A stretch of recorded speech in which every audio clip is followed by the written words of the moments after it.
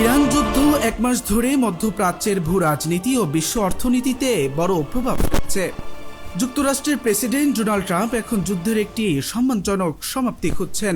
তেলের দাম বৃদ্ধি ও অভ্যন্তরীণ মুদ্রাস্ফীতির কারণে আসন্ন নির্বাচন উপলক্ষে তার উপর রাজনৈতিক চাপ বেড়েছে।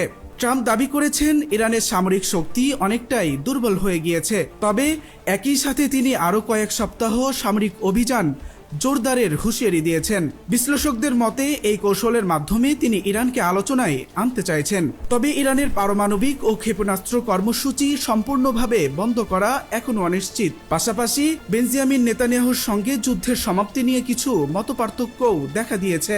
বিশেষজ্ঞদের মতে ট্রাম্প একদিকে যুদ্ধ শেষ করতে চাইছেন, অন্যদিকে চাপ বাড়াচ্ছেন, যা পরিস্থিতিকে আরও জটিল করে তুলেছে। এখন আন্তর্জাতিক মহল তাকিয়ে আছে তিনি আদৌ এই যুদ্ধ থেকে বের হওয়ার কার্যকর পথ খুঁজে পান কিনা। তাহসান সিদ্দিক, নাভা নিউজ 24, ঢাকা।